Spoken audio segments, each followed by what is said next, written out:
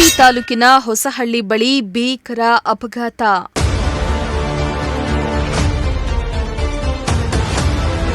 ಮರಕ್ಕೆ ಗುದ್ದಿದ ಕಾರು, ಸ್ಥಳದಲ್ಲಿಯೇ ಓರ್ವ ಸಾವು.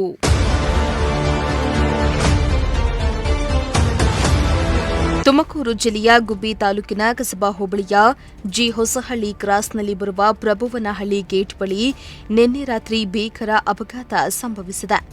ಹುಂಡೈ ಕಂಪನಿಯ ಐಟನ್ ಕಾರೊಂದು ಚಾಲಕನ ನಿಯಂತ್ರಣ ತಪ್ಪಿ ರಸ್ತೆ ಬದಿಯ ಮರಕ್ಕೆ ಗುದ್ದಿದ್ದು ಕಾರು ಚಾಲಕ ಸ್ಥಳದಲ್ಲಿಯೇ ಸಾವನ್ನಪ್ಪಿದರೆ ಮತ್ತೋರ್ವನಿಗೆ ತೀವ್ರ ಸ್ವರೂಪವಾದ ಗಾಯಗಳಾಗಿವೆ.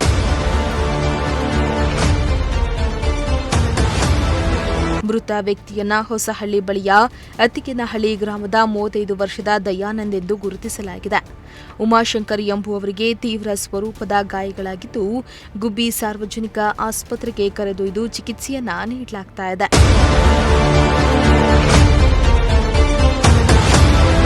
ಇನ್ನು ವಿಷಯ ತಿಳಿಯುತ್ತಿದ್ದಂತೆ Gubbi CPI Raghavendra, sub inspector Sunil Kumar ಸ್ಥಳಕ್ಕೆ ದೌಡಾಯಿಸಿ ಪರಿಶೀಲನೆಯನ್ನ ನಡೆಸಿದ್ದು ಮುಂದಿನ ಕ್ರಮವನ್ನ ಕೈಗೊಂಡಿದ್ದಾರೆ. ದೇವರಾಜು, ಪ್ರಜಾಶಕ್ತಿ ಟಿವಿ, ಗುಬ್ಬಿ.